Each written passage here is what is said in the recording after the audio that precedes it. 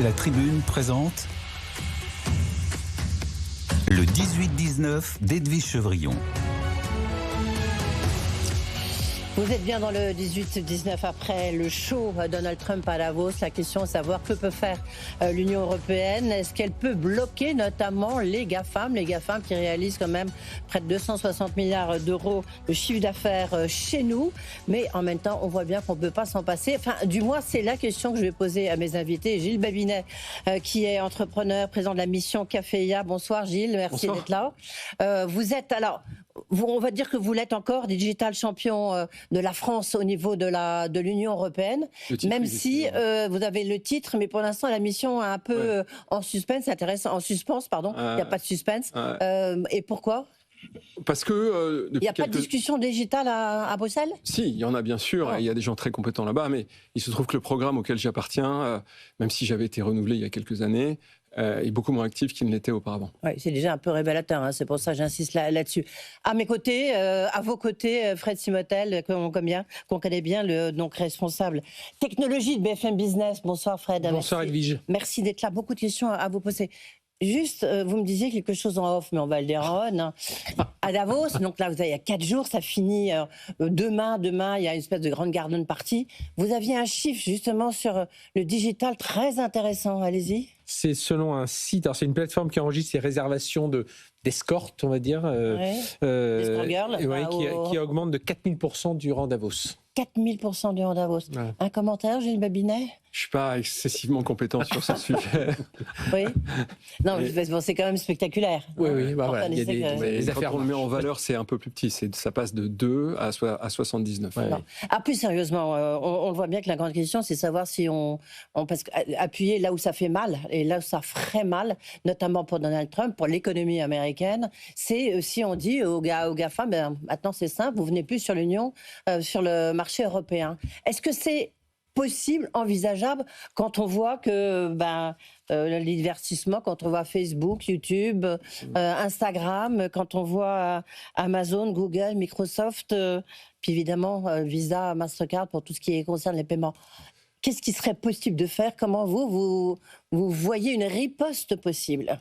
Alors c'est absolument pas réaliste de les couper parce qu'ils sont au cœur de l'économie et ça serait catastrophique. Tout s'arrêterait immédiatement. D'ailleurs, l'une des craintes qu'on pourrait avoir, c'est qu'eux coupent pour nous mettre la pression.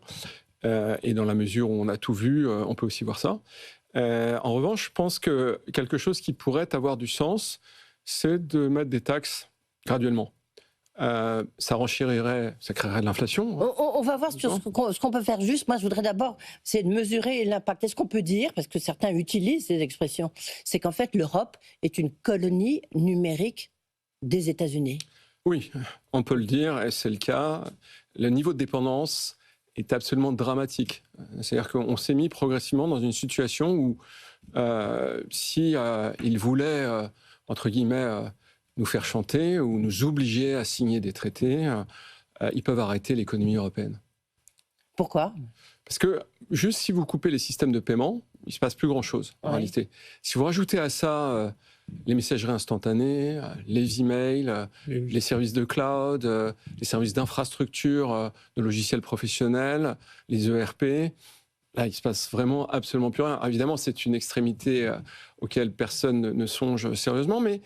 quand même, c'est là où on peut appuyer sur un bouton. Hein. Vous pouvez commencer à faire ce qu'ils ont fait, d'ailleurs, à dire, par exemple, les procureurs de la CPI ou les juges de la CPI...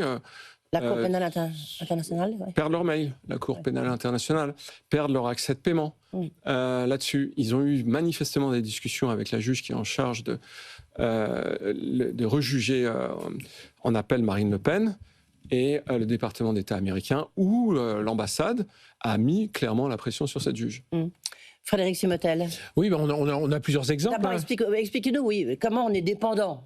Comment on est dépendant, Gilles vient de le dire, hein, c'est nous tous, hein, nos messageries, elles dépendent on les a plus sur notre poste comme à l'époque où on achetait un logiciel, on l'installait sur son poste et puis voilà, on l'utilisait en local. Aujourd'hui, on va le chercher dans le cloud, on stocke ses données dans le cloud, même si c'est des données d'entreprise, parce qu'une entreprise n'a plus forcément ses centres de données chez elle, elle peut les faire héberger chez ses hyperscalers américains, et donc oui, c'est tout simplement le carburant, le cœur, le poumon de l'entreprise. Après, ce qu'il faut regarder, c'est par rapport à tout ça, c'est qu'on s'est nous-mêmes un peu enfermé. Alors, on va pas refaire l'histoire industrielle, mais c'est vrai que au niveau, mais il y a un peu d'espoir quand même à avoir, parce que quand on commence à remonter dans les couches, on se dit, tiens, il y a peut-être des choses possibles. Je reviens juste sur un chiffre. Vous disiez, en gros, en France, on dépend, en Europe, c'est de 260, 280 milliards d'euros que l'on rétrocède aux Américains en échange de ces services qui nous rendent service, qui font derrière du business et tout ça. Mais il suffirait que les entreprises décident juste de baisser, alors c'est environ 83% d'usage des hyperscalers, des trois, Amazon Web Services, Google Cloud et puis Azure de Microsoft. Il suffirait de passer de ces 82% à 77%, de baisser juste de 5% l'usage en allant chercher d'autres solutions. Eh bien, ça nous ferait quoi? Rien qu'en France, ça nous ferait un chiffre d'affaires supplémentaire de 10 milliards. Ça nous ferait davantage d'emplois. Et c'est là où je dis aux entreprises, il est temps de réfléchir à ça. C'est-à-dire, évidemment, c'est compliqué, ou ça prendra des années de basculer tout son service. Mais si on peut commencer à voir, à dire tiens, telle application sur les salaires, telle application enfin voilà, une application d'entreprise, tiens, je vais la mettre là, je vais prendre ailleurs, je vais prendre un acteur européen. Eh bien déjà, ce sera un premier signe. Vous voyez, 5%. 10 milliards et des emplois derrière. Donc c'est déjà quand même un signal que certaines entreprises pourraient envoyer. Gilles Babinet, est-ce qu'on pourrait avoir un comportement plus... est-ce que vous incitez, est-ce que c'est possible, réaliste, un comportement entre guillemets plus citoyen de la part des entreprises et des particuliers, c'est-à-dire de choisir Mistral plutôt que OpenAI, de choisir des clouds français plutôt que AWS, etc. Est-ce que c'est envisageable ou en tous les cas il y a un retard technologique qui est tel que aujourd'hui c'est plus possible? Alors, le retard technologique est très important, néanmoins, lorsque l'on observe ce qui se passe dans de nombreux pays qui ont pris cette conscience de cette dépendance, ils se sont mis en route. Vous avez aujourd'hui, j'ai compté, vous avez 12 ou 13 pays dans le monde. Vous avez l'Indonésie, les Philippines, l'Inde, le Pakistan, la Chine évidemment, la Russie, le Brésil, pour ne parler que ceux-là, qui ont décidé de retrouver leur autonomie stratégique. Alors on commence comment ? D'abord, on fait une série de feuilles de route de long terme. Je pense que imaginer faire ça en 2 ans, c'est impossible. Il faut plutôt partir sur 15 ans, peut-être 20 ans. Donc c'est long. On a mis 25 ans à perdre cette souveraineté. On mettra probablement le même délai à la retrouver. Et puis, il faut éviter de faire du protectionnisme, c'est-à-dire qu'il faut faire ça de façon progressive. Il faut créer des contraintes sur les acteurs qui n'ont pas les données hébergées, où la gouvernance des données n'est pas en Europe. Il faut faciliter l'émergence des acteurs européens. Et je pense qu'on commence par les systèmes de paiement, on continue par les systèmes d'infrastructure de cloud, les applications personnelles. Et puis, il y a un 4e domaine qui, je crois, est important, c'est le système d'armes. C'est-à-dire le fait d'avoir des systèmes d'armes qui sont peut-être conformes à la norme OTAN, mais qui sont faits par des Européens et qui sont gouvernés par des Européens. Qu'est-ce que vous appelez système d'armes? Vous parlez de l'industrie de défense ou vous parlez de quoi? Je parle de l'industrie de défense. Ah oui, d'accord. Je parle Okay, du F-35. Moi, j'étais plutôt sur le net. Pour ça, je me demandais, est-ce que c'est quelque chose qui m'avait échappé encore? Non. Un avion de chasse américain... il dépend de Thales. Pardon? Il dépend de Thales, notamment pour tout ce qui est un peu tech. Oui, enfin, américain, il dépend a priori pas de Thales. Il peut-être un petit peu, mais je pense pas au point où son autonomie est menacée. Mais en revanche, son système de communication, il est satellitaire. Les satellites, ils sont américains. La supply chain qui permet d'amener les pièces, ça dépend du bon vouloir américain et c'est une plateforme technologique. Les systèmes de mise à jour logicielle, c'est de la technologie. Les Américains ont investi 1400 milliards dans ce programme. On considère que aux alentours de 1000 milliards, c'est uniquement du logiciel. Donc la vaste majorité de la construction de ces avions, c'est du logiciel. Quand vous êtes à ce niveau-là, vous êtes capable d'appliquer un niveau de dépendance aux acheteurs de ce type d'avion qui est absolu.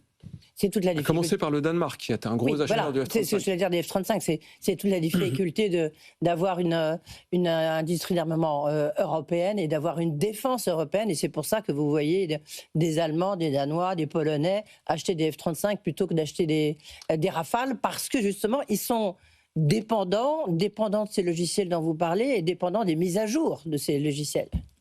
Oui, on ne connaît pas ces deals, mais manifestement, il y a un accès privilégié à du renseignement américain, ce qui fait que ces deals sont facilités par ces caractéristiques-là. Mais on voit bien, et je pense que les pays qui sont frontaliers avec la Russie aujourd'hui se rendent compte de façon extrêmement cruelle qu'ils peuvent être abandonnés du jour au lendemain. Et ce sont les premiers, à commencer par les Estoniens, pays baltes, la Pologne, à vouloir construire des technologies informationnelles autonomes des États-Unis. Oui. Est-ce que nous, on peut construire, je me tourne vers vous, Frédéric, est-ce qu'on peut, nous, construire, avoir une autonomie stratégique? Je ne sais pas, sur les Netflix, après tout, les Français peuvent regarder autre chose, enfin les Européens, regarder autre chose que Netflix. Est-ce qu'on peut se passer de Facebook? Est-ce qu'on peut se passer d'Instagram, de YouTube? Qu'est-ce qu'on peut, vous voyez? Pour l'instant, non, parce qu'à part peut-être sur la musique, où on peut aller sur Deezer. Enfin, quoique non, Deezer, Spotify est européen, donc on peut rester sur Spotify si on veut, mais on a un Deezer français, mais c'est vrai que sur... Pardon ? AWS derrière. Oui, mais il y a AWS derrière. Non, ce qu'il y a, c'est quand on regarde par couche, il y a une, tout ce qui est composant, c'est clair que là, même si on a des sociétés comme Cypher qui est en train de monter sur certains domaines, voilà, on ne pourra pas égaler Nvidia, à moins d'un jour avoir quelqu'un qui va sortir un projet à 40-50 milliards pour avoir ses accélérateurs. Bon, après, il faudra aller vite, parce que pendant ce temps, les autres ne nous attendent pas. Après, quand on commence à monter dans les couches, bien au niveau des applications, on pourrait commencer à avoir des alternatives. On voit au niveau open source, on voit des choses qui démarrent. Après, moi, ce que je trouve aussi dans les entreprises, c'est qu'il faut vraiment... C'est pour ça que la technologie est importante et pour ça que les compétences technologiques sont importantes dans les entreprises. Parce que souvent, ce qui marche... comment les hyperscalers américains fonctionnent, c'est qu'ils ont ils ont leur cloud et au-dessus, ils ont tout un tas de services sur lesquels l'entreprise vient plugger leurs différentes applications. Et là-dessus, les hyperscalers américains sont très forts pour développer des technologies où il va être très difficile d'en sortir. C'est une fois que vous êtes embarqué, souvenez-vous l'affaire VMware Broadcom, VMware donc américain, voilà, qui aidait les entreprises à virtualiser des serveurs, ça faisait des économies, tout ça, racheté par Broadcom. Broadcom augmente les prix de 30, 40, 50%. Les gens mettent 5-6 ans à s'en sortir. Beaucoup plus sur 8. Parlez bien dans le micro, parce que là, on a encore besoin de cette technologie-là. Et donc voilà, donc on a cette difficulté parfois où on se retrouve avec des technologies un peu verrouillées. Donc c'est là aussi où parfois vous pouvez être chez un hyperscaler américain, mais leur dire non, moi je vais utiliser tel type de technologie open source parce que je sais que si j'ai envie d'être dans un cloud hybride, de prendre du OVH Cloud, de prendre du Scaleway, de prendre pour parler des opérateurs français, je peux basculer certaines applications assez facilement. Gilles Babinet, vous disiez tout à l'heure, au début de cet entretien, vous disiez on pourrait moduler sur les tarifs. Qu'est-ce que vous verriez comme possibilité pour freiner ces GAFAM, et j'ai envie de dire pour bloquer Donald Trump, vous voyez, parce que c'est un enjeu, l'intelligence artificielle. Je crois que même vous avez écrit une tribune là-dessus et vous avez raison. L'intelligence artificielle, c'est le moteur de l'économie américaine, et donc c'est un enjeu énorme pour Donald Trump et ses fameuses midterms, qui est un peu son obsession, parce qu'il faut quand même qu'il essaie d'avoir des bons résultats, et pour l'instant c'est quand même très mitigé, notamment sur le front économique, et les Américains ont du mal à voir leur pouvoir d'achat augmenter. Qu'est-ce qu'on pourrait faire ? Alors les taxes, c'est vraiment, c'est un peu l'arme atomique, c'est la rétorsion ultime, et dans la liste de catégories de produits que la Commission a laissé fuiter, en cas où Trump déciderait d'appliquer de nouvelles taxes, il n'y a pas le numérique. Il n'y a pas de numérique parce que... Oui, mais pourquoi ? De l'analyse de la Commission, la capacité de substitution est très faible. Quand vous décidez de taxer le bourbon, le whisky bourbon, vous pouvez acheter du whisky écossais. Il y a substitution évidente. Surtout, c'est que nous, on peut acheter du whisky, même français, vous savez. On peut acheter du whisky français, voilà, etc. Le numérique, ce n'est pas le cas. Et donc, vous savez que si vous faites ça, vous allez immédiatement créer une inflation subie auprès des consommateurs. Mais donc il n'y a pas de réflexion, c'est important ce que vous dites, il n'y a pas de réflexion au niveau européen, à Bruxelles, sur qu'est-ce qu'on peut faire vis-à-vis du numérique pour éviter de se décoloniser un peu par rapport aux Américains. Si, il y a une très grosse réflexion, il y a même plus que ça. Oui. La Commission vient d'annoncer, là, il y a quelques jours, qu'elle faisait une sorte d'appel d'offres pour les acteurs qui pouvaient proposer des solutions européennes open source. Voilà. Et ça, c'est assez nouveau pour avoir œuvré depuis quelques années à la Commission. Il y a vraiment une stratégie de la Commission de souveraineté qui est tout à fait... Et est-ce qu'il y a un front uni ? Non, mais je pense que c'est en train de venir. C'est-à-dire que, historiquement, il y a 3 types de pays en Europe. Il y a les pays comme la France, qui sont assez peu nombreux, l'Allemagne, la France, un peu l'Autriche, voilà. C'est-à-dire les pays souverainistes, et qui disent il faut qu'on soit une Europe puissance, l'expression de Macron, Vous avez les pays de marché, donc les pays scandinaves principalement, et quelques autres qui disent en fait l'Europe c'est un espace de marché, c'est pas un espace politique, c'est pas un espace de défense. Et puis vous avez les pays atlantistes, c'est-à-dire ceux qui sont frontaliers avec la Russie. Et tout ça est en train d'être secoué de façon extrêmement forte. Comme je le disais tout à l'heure, les Polonais se rendent compte qu'ils sont abandonnés, littéralement, et que tout d'un coup, du jour au lendemain, le parapluie américain peut se retirer. Et tous ces pays-là se disent, OK, il faut qu'on soit capable très rapidement de créer une stratégie commune. Et le numérique est évidemment l'un des éléments les plus, entre guillemets, sensibles, fragiles, et donc créer une dynamique de fond à cet égard. Mais même au niveau des entreprises, on voit aujourd'hui... Alors, moi il y a une démarche que j'aime bien en Allemagne, c'est Deutsche Telekom, opérateur. Il s'est allié à qui? Il s'est allié à Nvidia, bon voilà, c'est pour ses accélérateurs en IA. Il s'est allié à SAP, donc évidemment, cette cousinade allemande entre Deutsche Telekom et SAP. Et le but, c'est quoi? C'est d'aller offrir des capacités de calcul, d'intelligence artificielle aux industriels allemands. Et je trouve que là, voilà, ils ont trouvé un secteur... Donc, est-ce qu'on ne pourrait pas parfois fonctionner par filière? Donc ça, c'est un des éléments qui pourrait être mis en place. Et puis, par rapport à ces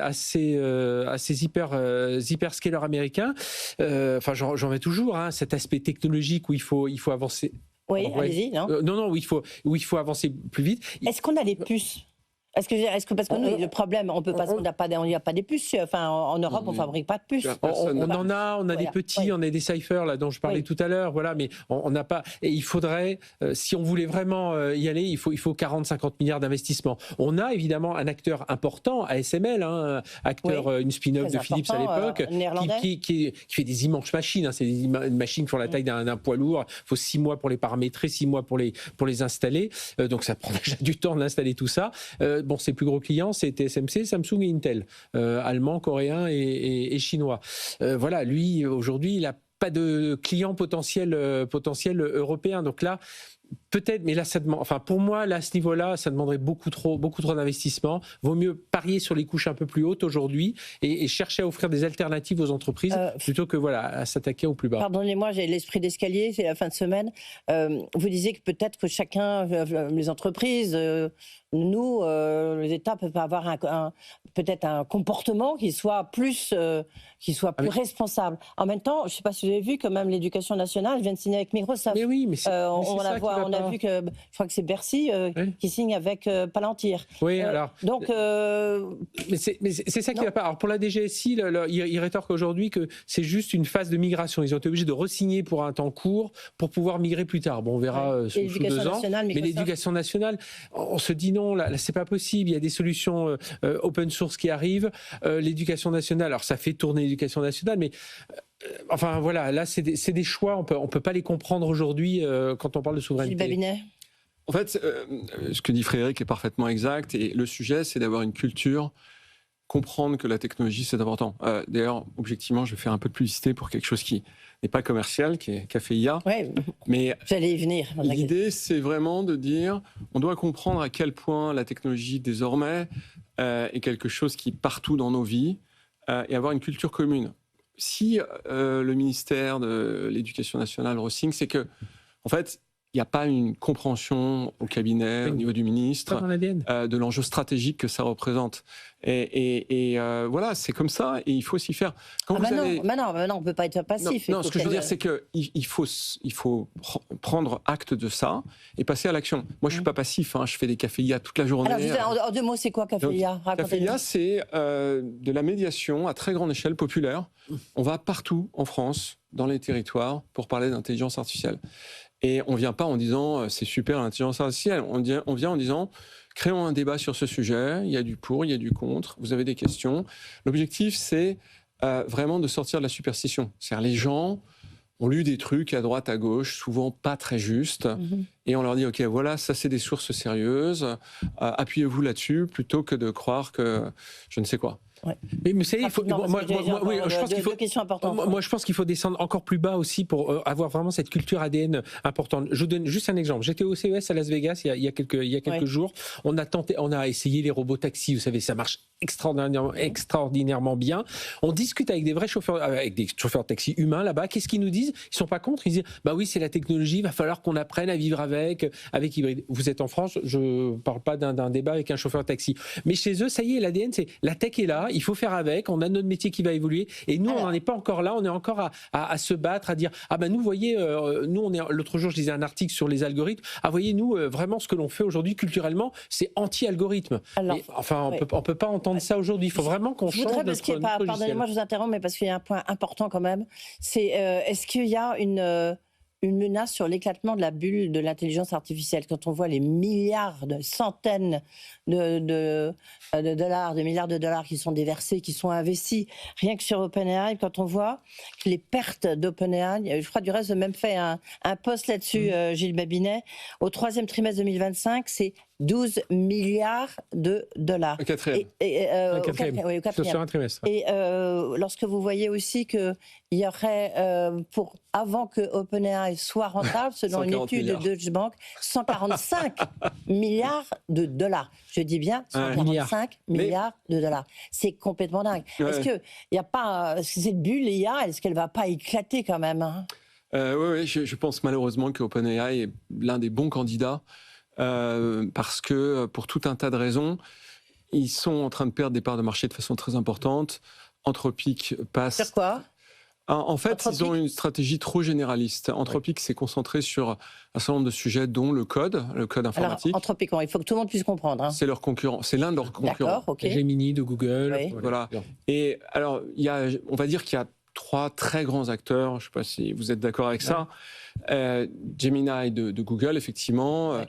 Claude de Anthropic, et puis ChatGPT de OpenAI.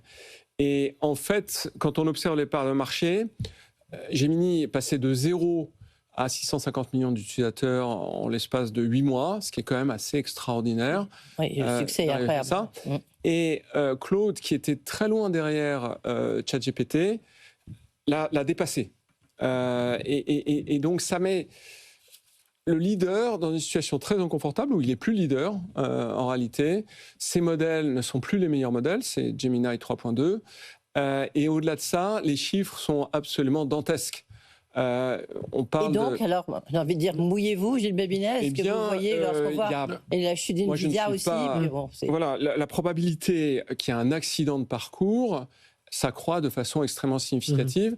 Et je dirais que pour le moment, on a des taux qui sont bas, il y a une très grosse volonté politique de maintenir les taux bas, ce qui fait affluer l'argent dans ces entreprises.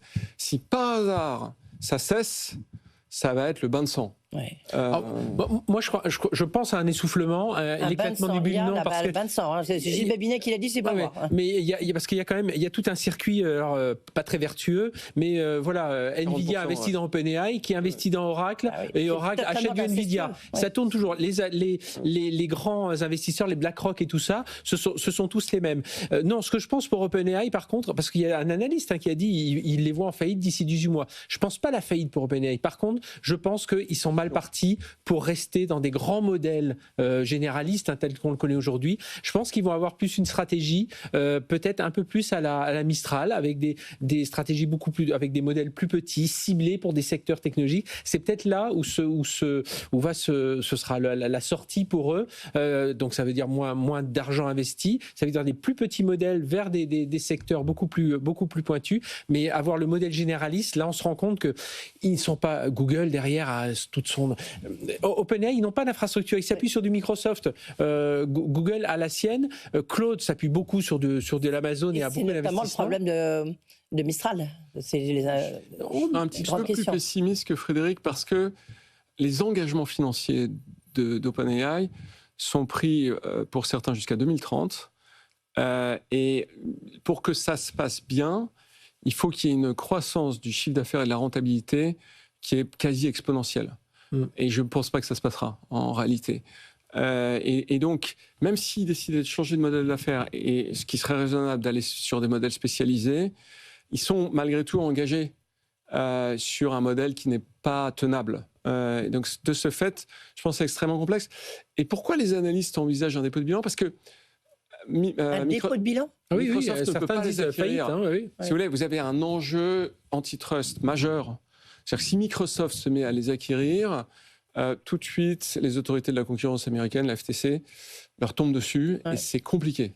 Est-ce que le grand vainqueur, c'est pas Google, en fait ? On a l'impression que Google, c'était un peu passé. Et c'est incroyable ce qu'ils ont fait avec Gemini. C'est incroyable. Ils ont investi justement des milliards. Et puis là, on a l'impression que pour ils sont partis derrière. Tout le monde se disait, ça y est, ils sont largués. Là, ils viennent de signer avec Apple pour équiper les iPhones de leur moteur. Donc ils ont signé, Apple a signé avec son concurrent. Quelque chose qu'on ne voit pas, c'est qu'ils ont toute la data.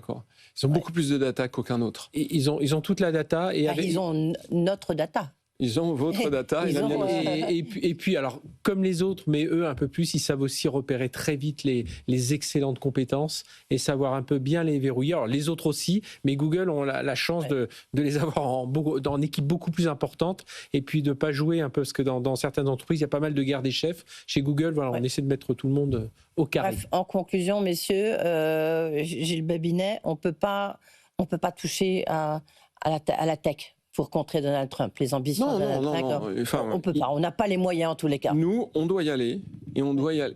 Je crois que le grand... Non, mais dans cette guerre de droits de douane, on ne peut pas y aller, vous êtes bien d'accord ? On peut y aller si Trump fait n'importe quoi. Il fait n'importe quoi, pardonnez-moi. Oui, mais il n'a pas encore décidé de remonter ses droits de douane, et c'est la rétorsion qui pourrait être envisagée. Mais raisonnablement, parce qu'encore une fois, c'est l'inflation pour les entreprises. En revanche, ce qu'il faut comprendre, c'est qu'il faut y aller, mais il ne faut pas y aller en se disant dans 2 ans, on a réglé le problème. Il faut y aller en se disant dans 15 ans, on a réglé le problème. Ouais. Merci beaucoup. Merci Gilles Babinet d'avoir été avec nous. Merci Fred Simotel de m'avoir accompagné. Dans un instant, on verra. Là, on était dans la tech. Et puis dans un instant, on parlera de l'industrie, l'aéronautique, la défense, mais aussi la question du luxe, de l'énergie. Est-ce qu'on a les moyens de rétorsion ? On verra ça avec l'ancien ministre de l'Industrie, Marc Ferracci. À tout de suite. Le 18-19 d'Edwige Chevrillon sur BFM Business.